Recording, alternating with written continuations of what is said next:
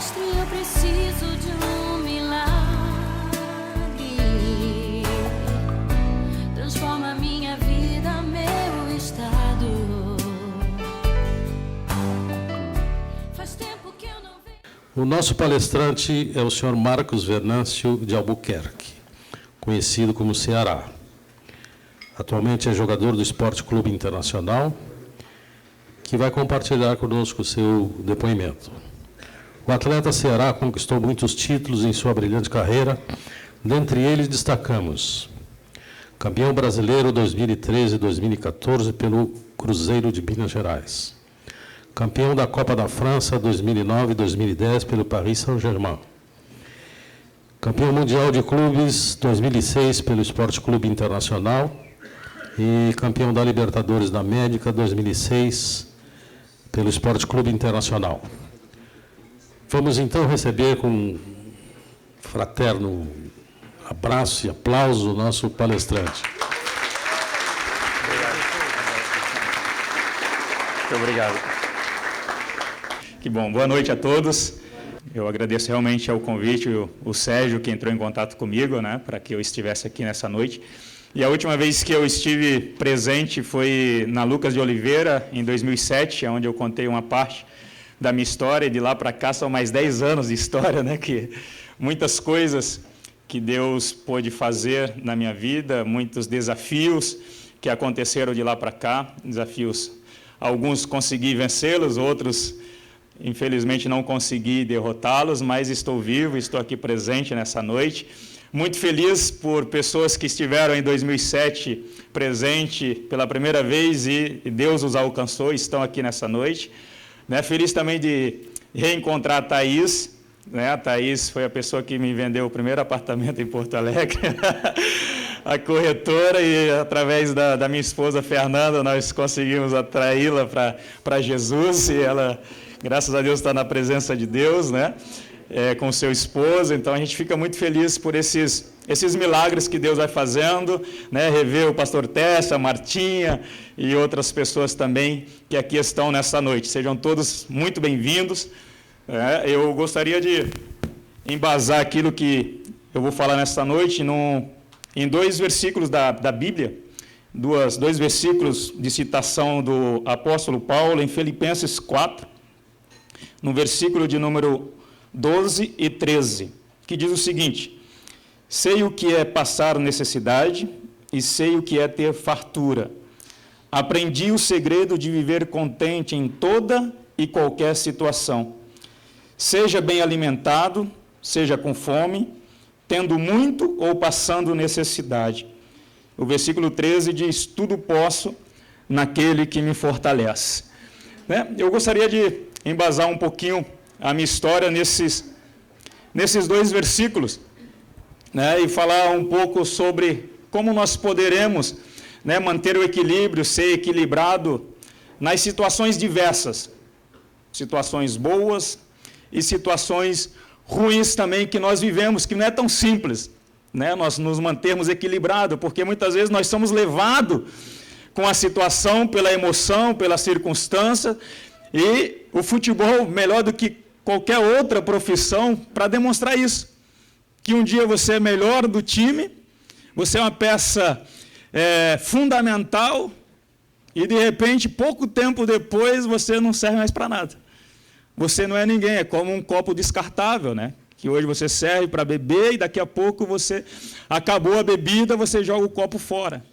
E assim, infelizmente, é a profissão que Deus me deu o privilégio, né, de fazer uma carreira aí já de quase 20 anos como profissional, e desde os 13 anos, né, jogando futebol. A única coisa que eu aprendi a fazer mais ou menos foi isso, né? Então, nós vivemos nisso diariamente, né? E antes de prosseguir, eu estava pegando uma estatística, né, de atletas de futebol, né, no nosso país, no Brasil.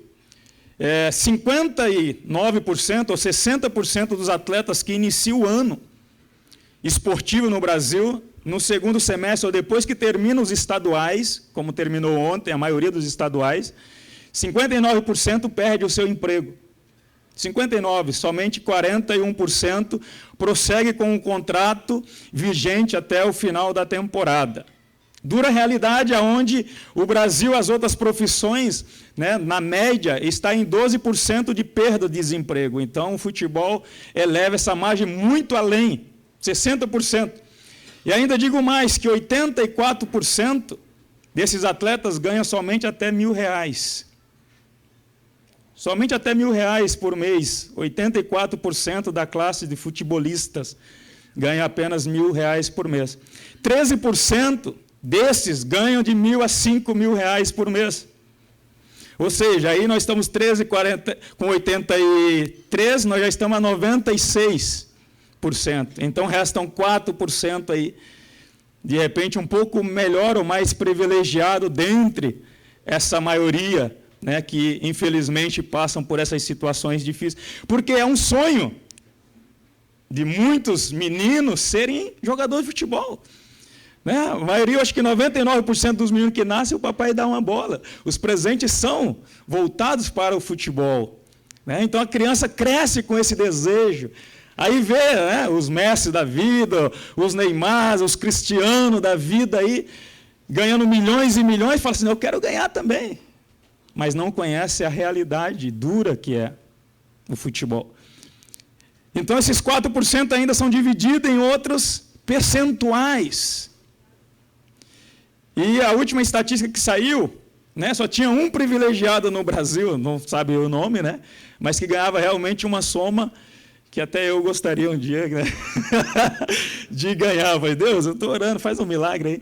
Né, mas Deus não fez esse milagre. Né? Entendeu? Então, são poucos, como em outras profissões, de repente a que você exerce também tem essas discrepâncias, essas diferenças, né, entre um profissional e outro. Mas só para mostrar para vocês que não é só rosas ou só flores o futebol. Né? Tem essas situações que a maioria vive.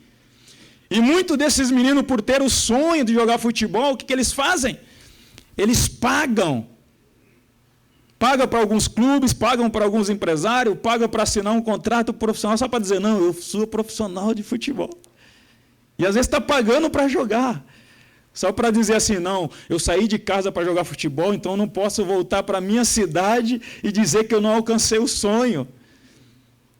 Que eu não fui bem sucedido, então eu tenho que voltar pelo menos com a carteirinha de profissional, ou com a minha, né, a minha carteira de trabalho assinada por algum clube.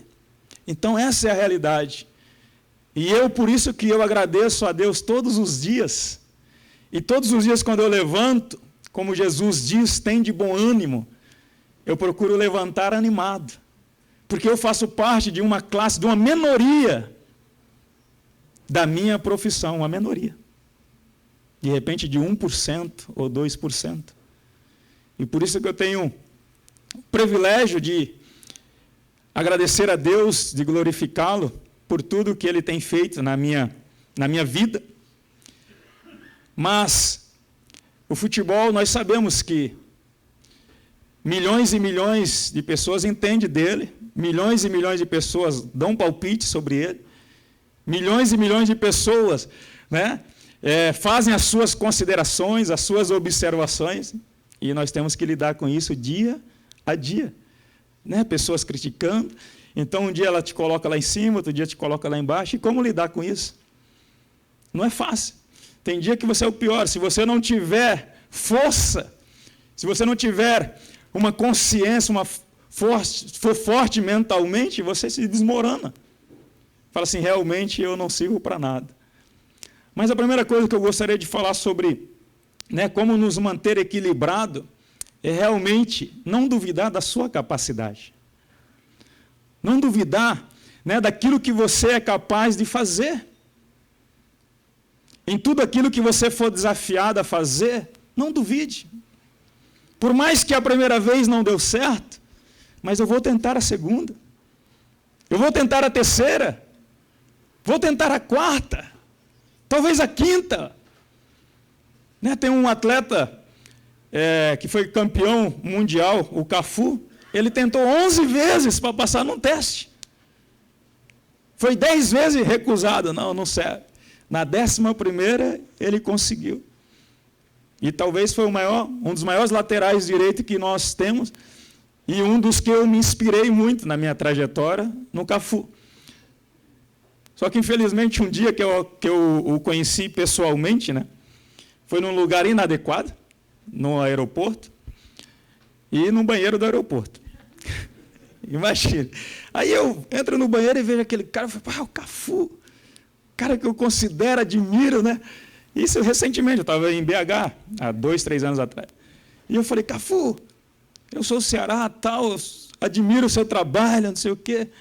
Aí eu dei a mão para ele, só que eu acho que ele estava com pressa, ele nem me deu atenção, só deu a mão e saiu. Eu falei, que decepção. O cara nem me deu atenção, né? Mas eu entendi, fiz um trabalho psicológico, falei, não, ele estava com pressa, o voo devia estar atrasado, então ele saiu. Então, relevei aquela situação e falei assim, coisas da vida, né? Não vou ficar chateado por isso. Vai continuar sendo a minha inspiração profissional, né? E assim é na nossa vida, na nossa caminhada. Muitos desafios nos são propostos. E muitas vezes nós paramos pelo meio do caminho porque escutamos um não. No momento não deu certo. No momento as coisas não aconteceram. E nós desistimos. Eu me recordo de várias promessas que eu tive na minha trajetória, de pessoas, né, que lideravam futebol e que falassem, não vai ser possível. Pessoas que falassem, não vai ter como. Pessoas falavam para mim assim, não, você não vai conseguir. E alguns diziam até, se você continuar falando de Deus, falando de Jesus, aí que as coisas não vão acontecer na tua vida. E eu falava assim, não, pelo contrário. Se eu continuar testemunhando desse Deus que me amou e entregou Jesus por mim, certamente Ele vai fazer coisas grandes na minha vida. Então, quando de repente acontece, né, da gente fazer um gol contra, e a pessoa fala assim, e as pessoas falam assim, nossa, esse cara é muito ruim. De repente, numa estreia minha no Parque dos Príncipes, no PSG, e eu com todo aquele estilo brasileiro de querer sair jogando, e um time ruim que a gente tinha, e eu falei assim, não, nós temos que sair jogando. Aí eu pego a bola lá do goleiro, quero sair driblando, perco, e eles fazem o gol, perdemos de 1-0 o jogo. Vocês imaginam, então, todo o estádio me vaiando na minha estreia no PSG, um lugar que eu falei, vou arrebentar aqui. Todo empolgado. E aí, o trajeto do estádio até a minha casa, que era mais ou menos uns 30 quilômetros, eu fui colocando a culpa em quem? No diabo, né? Tem que arrumar um culpado. Eu fui brigando com ele dentro do carro. Seu safado, seu isso, seu aquilo, outro. Fui brigando, uma disputa ali. Porque a gente tem que culpar alguém com os nossos erros, com os nossos defeitos. E eu fui culpar ele. Mas quando eu chego em casa, a minha filha Damaris, que tinha apenas 3 anos e meio, quando eu bato na porta e ela abre a porta, ela fala, papai, você é o melhor do mundo, campeão do mundo. Ela falou isso para mim, aquilo, mas foi um conforto, um consolo gigantesco, que eu falei assim, obrigado, Senhor, o Senhor me consolou, me confortou. Então, a primeira coisa assim, é para a gente não duvidar da nossa capacidade, daquilo que nós somos capazes de fazer. Quando eu cheguei no Inter em 2005, o Muricy me colocou para jogar no time B, naquela época. E aí nós jogávamos no CT ali, que ficava em volta do estádio, o centro de treinamento, e tinha só o alambrado. E eu jogando no time B, e o pessoal no alambrado gritava no meu ouvido, lateral, né? Seu cabeça chata, volta para o Ceará, seu comedor de rapadura. Você é muito ruim, você não serve para jogar no Inter. E assim era. E eu ali na minha cabeça, Senhor, tem misericórdia, Senhor. Tem compaixão desse homem, dessa mulher, enfim. Várias pessoas que ficavam xingando. E, infelizmente, é isso que acontece. Né? Eu posso até acreditar que alguns aqui vão ao estádio e abençoam as pessoas que estão jogando, né? Ninguém xinga. Ninguém xinga os que estão aqui, meu. Ninguém é capaz de fazer isso no estádio, né? Jamais. Né? Como que é o nome do teu primo aqui, Humberto? O Ademir ontem foi em Caxias ontem. Ele jamais xingou ninguém lá em Caxias. Né, Ademir? Então, é assim que acontece. Imagina se eu, naquele momento, aquelas palavras que adentraram meus ouvidos, eu falo assim, realmente eu não sirvo para nada, realmente eu sou ruim, realmente eu tenho que voltar para a roça da onde eu vim, tenho que ir lá trabalhar na lavoura, na roça, como eu fiz desde os 6 anos, trabalhando com os meus pais, sendo caçula, né, o menor de 8 filhos que os meus pais tiveram.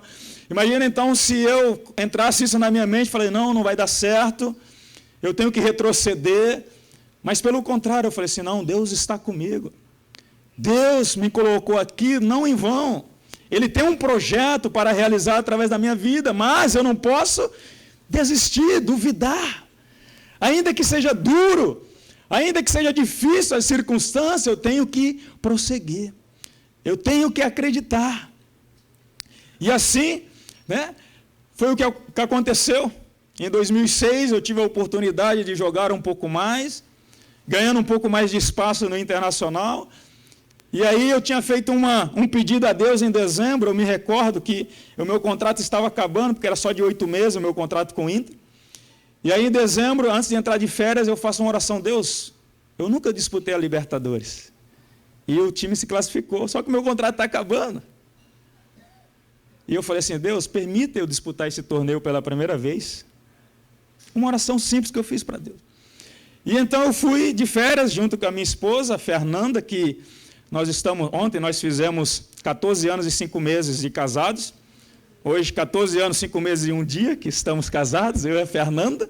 Né? A Fernanda, eu falava para a Martinha aqui, né? Ela resolveu agora cantar agora, né? Cantora, e fez umas músicas aí que algumas pessoas não gostam muito do gênero, né? Ela quer ser jovem, né? Quer ser jovem e começou a cantar funk, imagina, hein?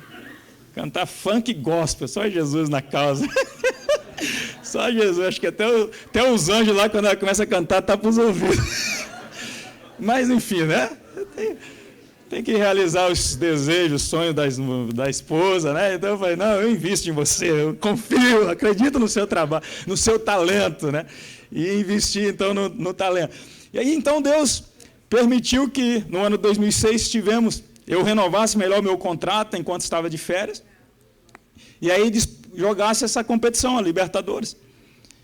E aí o início do ano não foi tão simples, porque o Helder Grange era o titular na época, o lateral direito, só que o pessoal que tinha disputado o Brasileiro se apresentaram 10 dias depois que ia jogar a Libertadores, e os peão se apresentaram um pouquinho antes para trabalhar mais, disputar, para jogar o estadual, e assim eu estava dentre estes. E aí, na pré-temporada, eu fui ganhando espaço e, graças a Deus, ganhei a posição de titular. Comecei jogando Gaúcho e já na estreia da Libertadores, eu fui titular e fiz o primeiro gol do time, né, em Maracaibo, empatamos de 1-1, Deus me abençoou para fazer aquele gol, né, me deu um apoio. E eu vendo o lance, né, do gol, falei assim, rapaz, foi uma bênção de Deus, porque 2 caras pularam na frente da bola e ela deu só uma levantadinha e foi no canto. Eu falei, só Deus mesmo fazer isso, né? Então, consegui fazer o primeiro gol do time na Libertadores. E ali, depois da primeira fase, a torcida pediu a saída do Ceará, porque perdemos a final do Gaúcho para o rival. Então, o Ceará já não prestava mais, então tirou o Ceará e colocou o Helder de novo. Aí o Helder jogou as oitavas, as quartas, e nas semifinais ele começou a sentir uma dor na panturrilha. E essa dor na panturrilha não passava, fez exames e nada, não constatava nada, mas ele continuava sentindo. E eu falei assim, eu não sei, rapaz, mas tem algum mistério nisso, né? E aí nós fomos para o Paraguai jogar contra o Libertad, era semifinal, e o Helder foi e falou, não, vai jogar. Chegou no dia do jogo, o Abel falou assim, o Helder não tem condições, é você que vai jogar. Eu, ixi, rapaz. Aí começou a suar, igual está suando aqui, assim, ó. Começou um suador, falei, ô Jesus, que negócio é esse? Mas eu falei, enfim, né, estou aqui, tem que ir para a batalha. Aí fui para a batalha, empatamos 0-0 lá o jogo, depois voltamos, o Helder não ficou pronto ainda, eu joguei a volta também, a semifinal, fomos para a final. E o Helder viajando com a gente, não, eu vou jogar, estou melhorando e tal, mas chegou em São Paulo, era contra São Paulo a final, ele impossibilitado. E o Ceará vai lá de novo jogar. Joguei em São Paulo e jogamos o retorno. Só que antes de jogar o jogo de volta, eu tive um sonho. E um sonho que eu estava num carro de bombeiro, e no carro de bombeiro eu estava levantando um troféu, comemorando, todo mundo feliz. Eu falei, oh Deus, nós vamos ser campeão. E aí nós fomos campeões da Libertadores, mas o sonho não se concretizou. Eu fiquei triste, fui campeão, mas falei, mas Deus, o sonho de levantar o troféu, de comemorar o título, não teve, terminou quase meia-noite o jogo, então não teve como. Mas enfim, o tempo passou e fomos para o Mundial de Clubes. E antes do Mundial de Clubes me aparece uma hérnia inguinal. E estava me impossibilitando de jogar, de correr, e no Brasileiro eu fiquei de alguns jogos fora por causa dessa hérnia inguinal. E estava me incomodando muito. E eu tive uma reunião com o Abel e o médico. E o médico falou assim, você operar, você fica fora do Mundial. E eu falei, Jesus, e agora, né? Mas se você continuar, só vai piorando, até o momento que tiver que operar. E eu falei assim, então eu quero continuar. Vou estar orando, crendo, se for da vontade de Deus eu viajo, se não for, paciência. E continuei nessa fé e viajamos para o Mundial ainda com dores. E no segundo treino, que nós estávamos no Japão, foi algo instantâneo. Eu comecei a correr e parece que foi algo instantâneo, né? Não sentia mais dor e comecei a correr naturalmente, sem dor nenhuma. E eu tomei posse da cura daquela hérnia, porque eu não precisei ser operado e até hoje, graças a Deus, nada me acontece. Então eu tomei posse daquela cura. E aí nós fomos então para o primeiro jogo, né? Onde nós começamos ganhando de 1-0, depois empatou 1-1. E lá eu vou lá bater o escanteio e faz o segundo gol. E ganhamos de 2-1, fomos para a final. Olha que coisa maravilhosa, né? Final do Mundial. Saindo lá da roça, agora no Japão, para o Mundial de Clubes. Eu falei, só Jesus para fazer essas coisas. Só que a notícia que saiu, que nós vimos a outra semifinal, e o Barcelona ganhou de 4-0, dando um espetáculo, show, a gente ganhou com um sofrido, aquele sofrimento. Meu Deus. Contra o Barcelona, a final. E ainda falaram assim, você vai ter que marcar o Ronaldinho Gaúcho. Eu falei, Jesus, agora que a suvaqueira escorre, agora, sai todo o líquido agora. Já tinha o tal do fuso horário, que estava difícil de dormir ainda, sabendo que ia marcar o Ronaldinho. Eu falei, eu não durmo. Vai ser 3 dias sem dormir. Mas e aí? Está na chuva, tem que se molhar. Não tem como falar, não dá para ir. Vamos. E aí o único recurso que eu tinha era pedir auxílio de Deus. Eu falei, Deus, tem misericórdia, né? Tem misericórdia de mim. Não deixa o cearense ser envergonhado. Não me deixe ser envergonhado. E aí me veio, em uma das meditações que eu fazia ali, eu e o Rubens Cardoso, que dividíamos o quarto no hotel, foi em Provérbios, capítulo 21, versículo 31, que diz o seguinte, o cavalo se prepara para a batalha, mas a vitória vem do Senhor. E na minha humilde interpretação, eu falei assim, eu não sou um cavalo, né? Mas eu sou um trabalhador, que estou me preparando para essa batalha. E ali, então, eu entendi que eu estava preparado para a batalha. Eu estava treinando, estava ali dando o meu melhor, me esforçando, e eu comecei a crer que o Senhor ia nos dar aquela vitória, que a vitória vinha do Senhor. Então, eu comecei a acreditar, a orar. Eu e o Rubens oramos bastante, porque ele também tinha outra coisa do lado esquerdo lá, o Giuli também, que não era nada fácil, um menino que corria muito. Enfim, fomos para essa batalha, sem dormir, dormindo muito pouco, dormindo mal, dor no estômago, né? Porque todas essas coisas acontecem antes de uma final, e fomos para a batalha.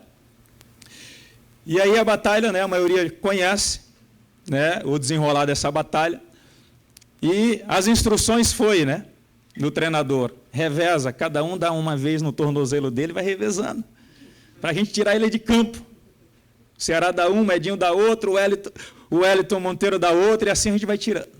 E uma das coisas que o adversário pediu é não me machuquem, pode fazer qualquer coisa, mas não me machuque. Ele até foi gentil, o Ronaldinho, né? Mas eu confesso dos bastidores que era um cara bem cheiroso, ele acho que devia passar um perfume antes do jogo, que eu chegava, tirava o cangote dele, eu falei, que cara cheiroso, né? Às vezes eu nem tomo banho antes do jogo para sentir aquele cheiro, os atacantes, ele estava cheiroso até demais. Mas, enfim, né, essa batalha foi uma das batalhas certamente mais difícil, mais dura, né, que eu tive o privilégio de participar.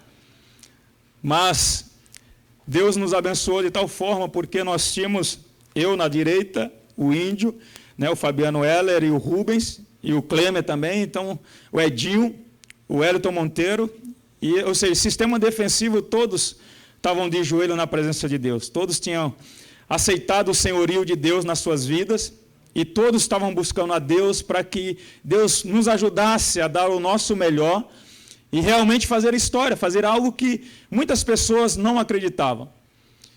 E Deus, pela sua misericórdia, nos auxiliou, nos ajudou, né? E quem acompanhou sabe o quanto difícil foi. O meu pai até falou depois numa entrevista, falou assim, achei que meu filho ia tomar uma surra de Ronaldinho, né? Meu pai nem ele acreditava em mim.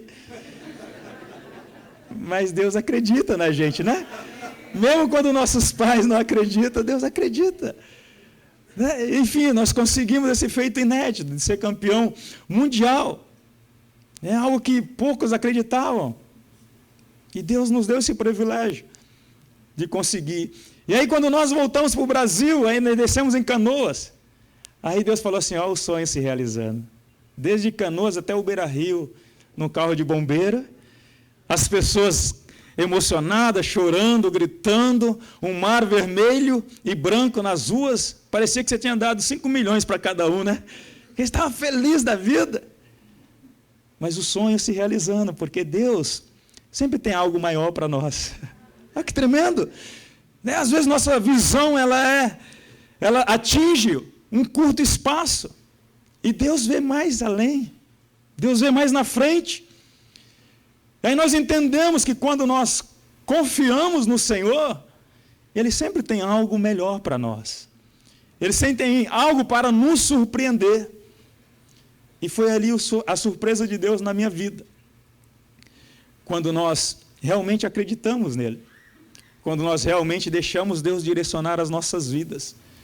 Então a primeira coisa é não duvidar da sua capacidade.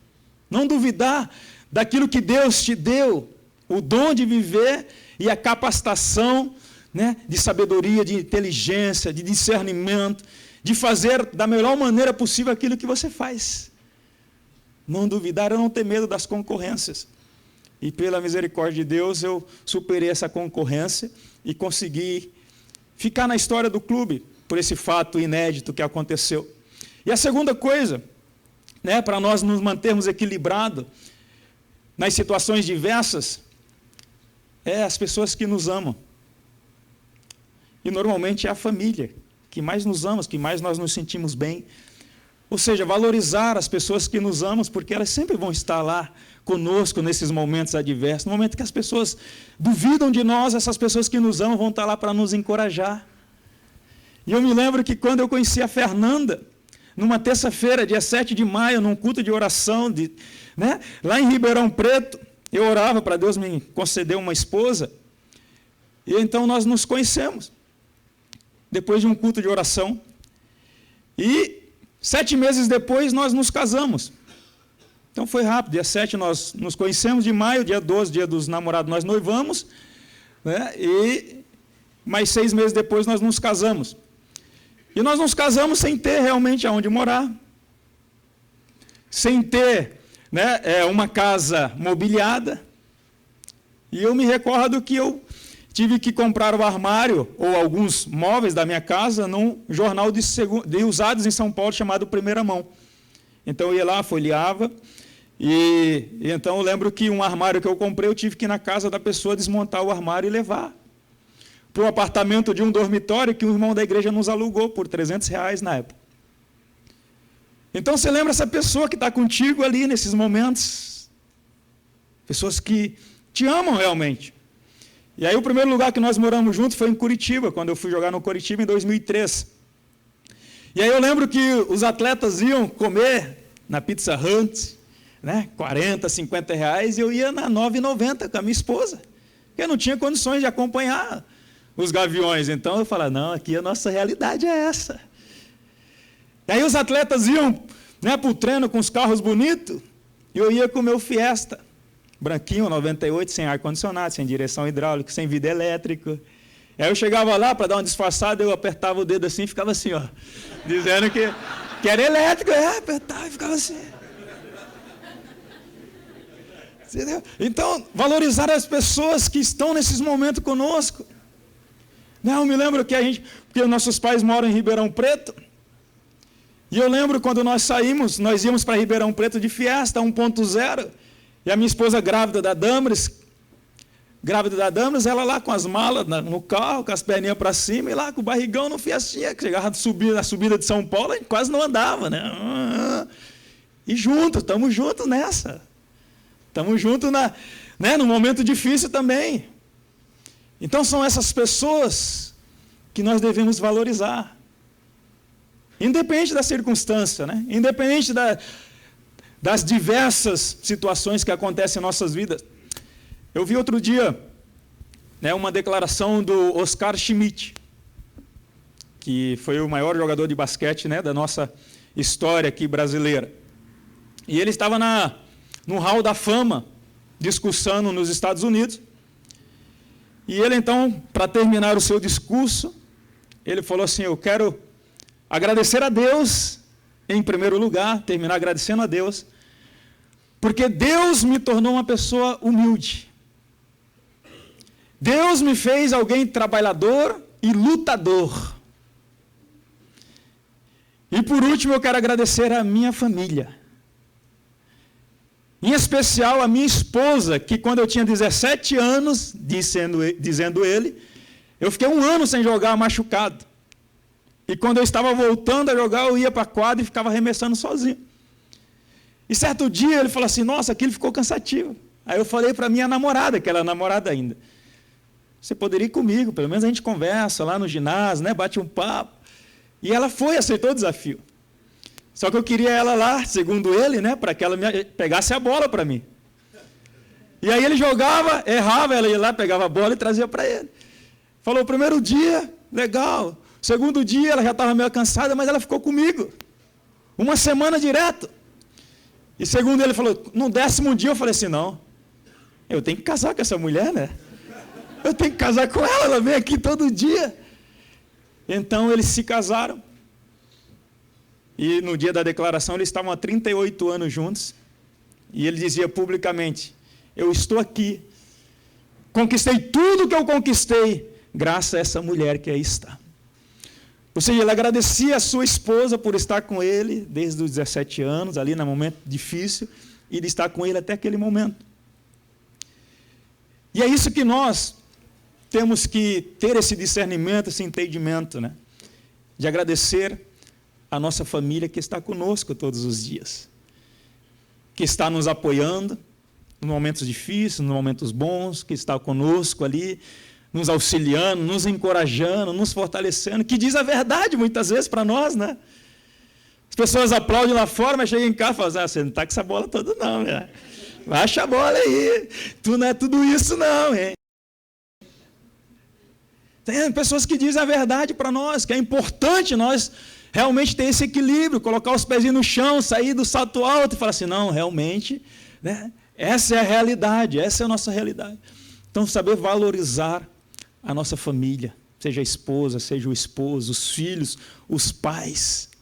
Valorizar os pais, valorizar as pessoas que estão diariamente conosco, que conhecem realmente quem nós somos. Porque fora nós podemos colocar uma máscara e ser alguém que anda bem vestido, que anda cheiroso, mas em casa as pessoas veem a nossa realidade. Quem nós somos, que somos normais, comuns. Somos iguais, fazemos tudo igual aos outros. Não há distinção, não há diferença. Então são essas pessoas que nós devemos realmente valorizar, dia após dia, independente das circunstâncias. E por último, em terceiro, o apóstolo Paulo fala: eu posso todas as coisas naquela pessoa que me fortalece. Posso todas as coisas naquele que me fortalece. Quem será essa pessoa que fortalecia ele? Quem será essa pessoa que tem me fortalecido durante essa jornada toda, que tem fortalecido você também? Certamente chama-se Jesus Cristo de Nazaré, o Filho do Deus vivo, aquele que veio ao mundo e mudou a história, dividindo em 2 partes, o antes e depois dele. Jesus Cristo.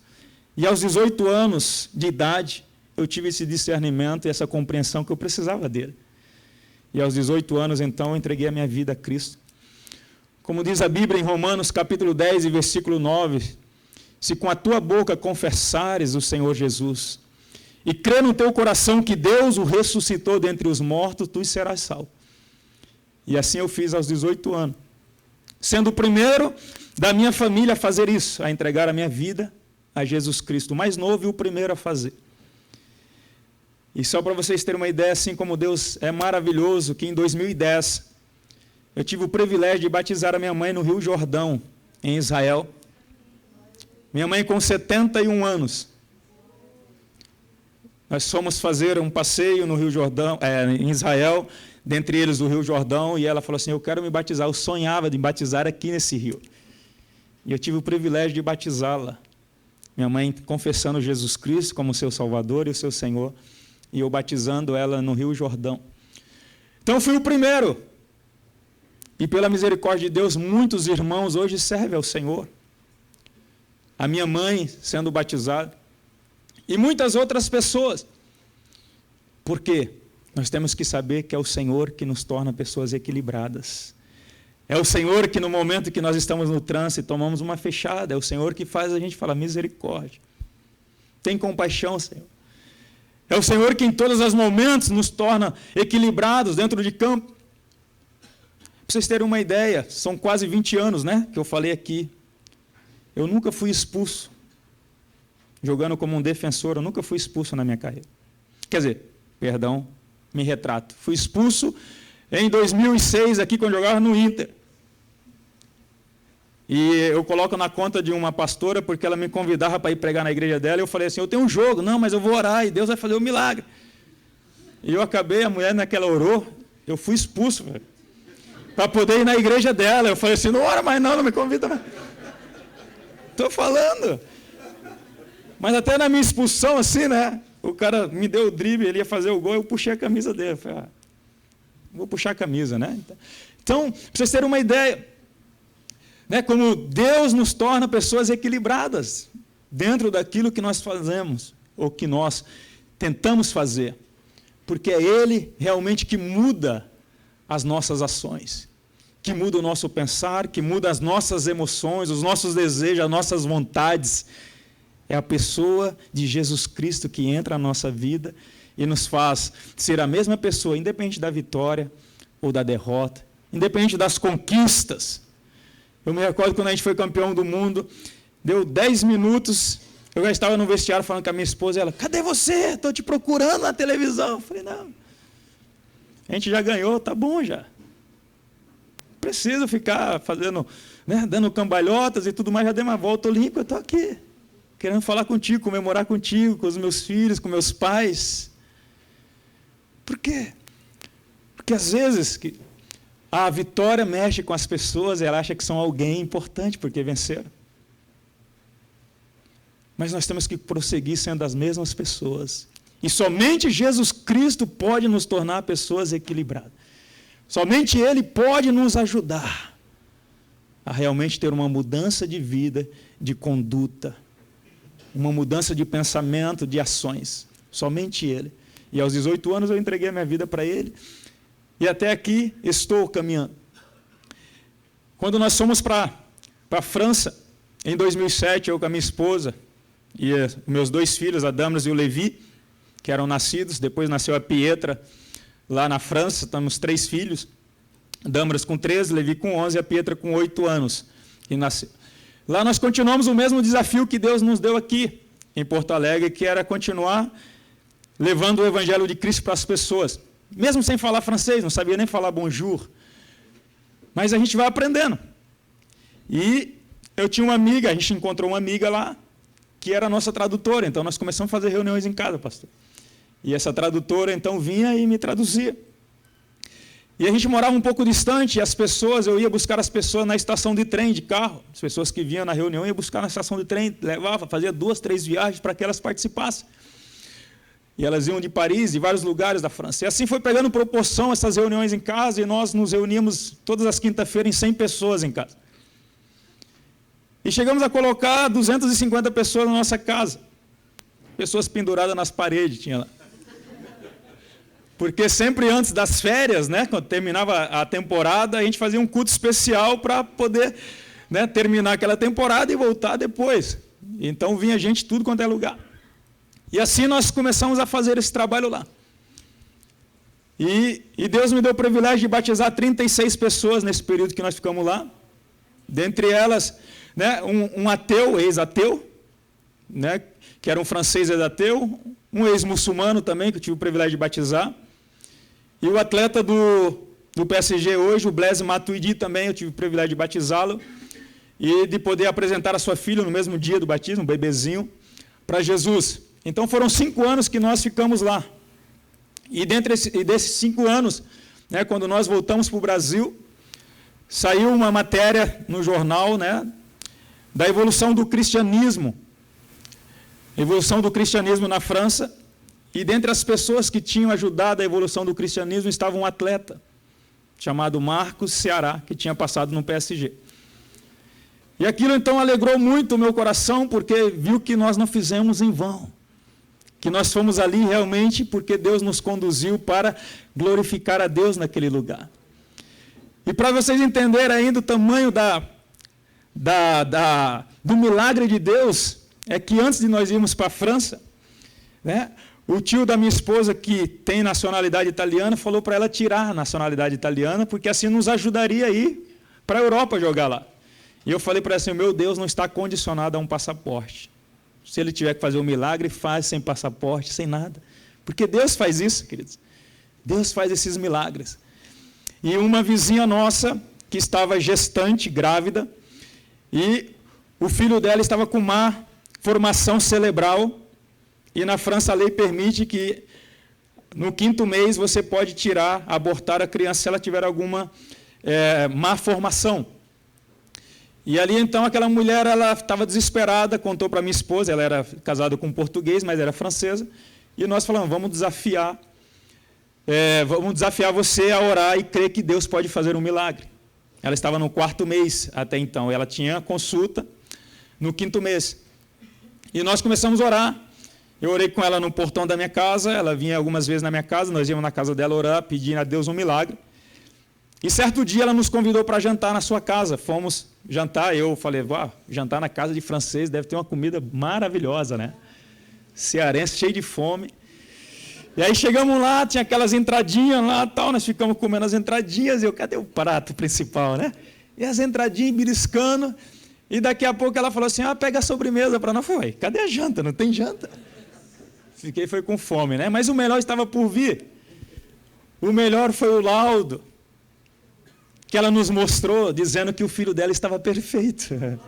Que Deus tinha feito um milagre. E que ela tinha feito a ultrassom, todos os exames, e a criança estava perfeita.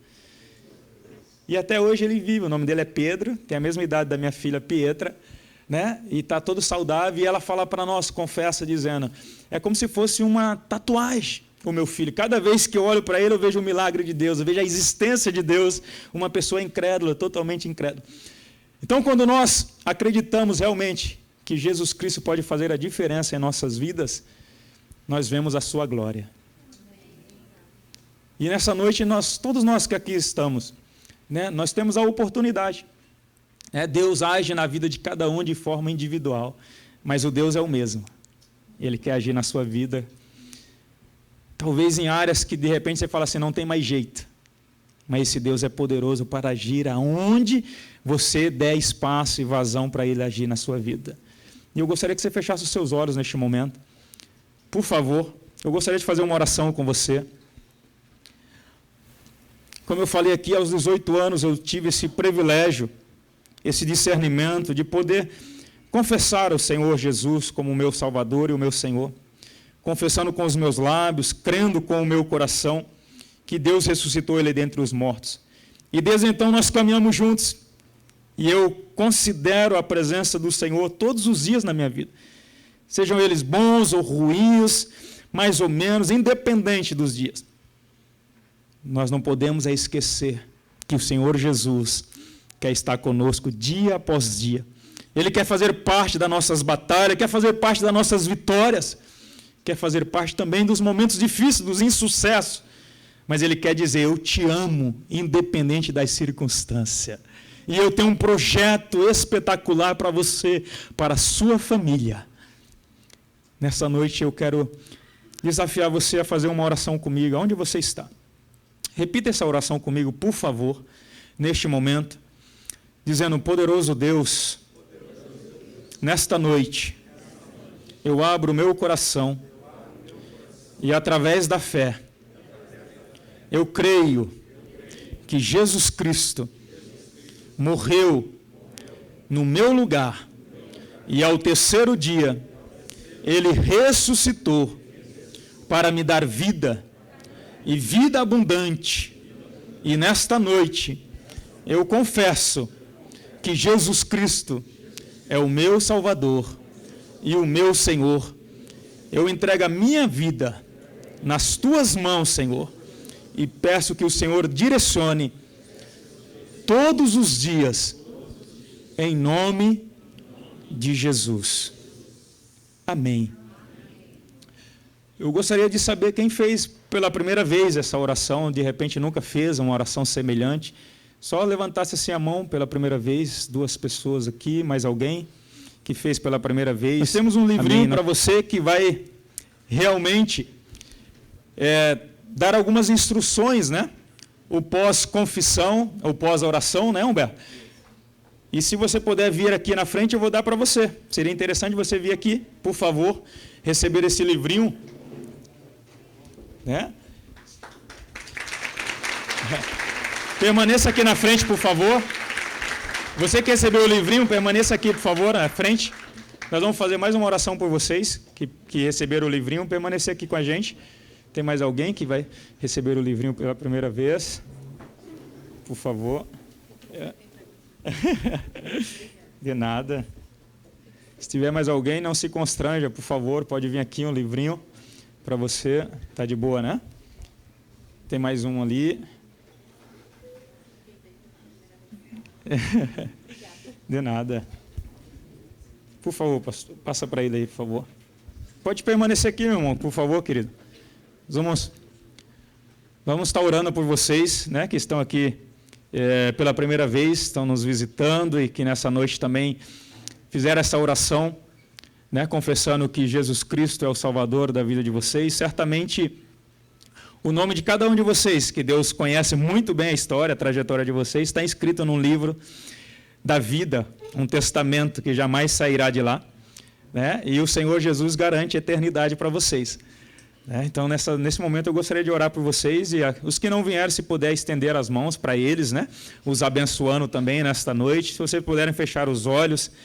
Pai, eu quero te agradecer por cada uma dessas vidas que aqui estão na frente, que confessaram o senhorio de Cristo em suas vidas nesta noite.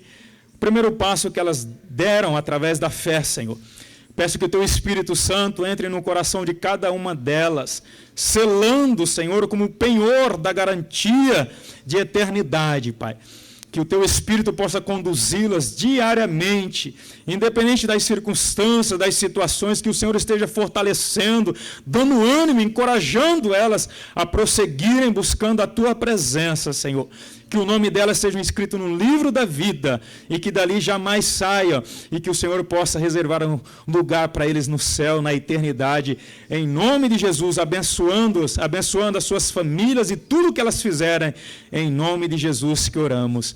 Amém. Podemos aplaudir a Deus pelas suas vidas aqui na frente, em nome de Jesus. Que Deus abençoe vocês, tá? Podem vos assentar, por favor, que Deus vos abençoe, em nome de Jesus. Eu quero finalizar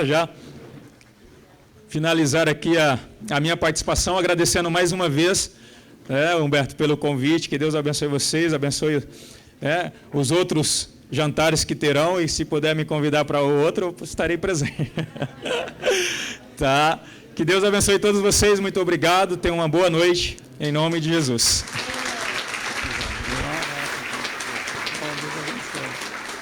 Queremos agradecer a presença de todos aqui. Ceará, tu é muito especial para nós. Então, estamos encerrando mais um evento com muita alegria. Tá? Boa noite a todos.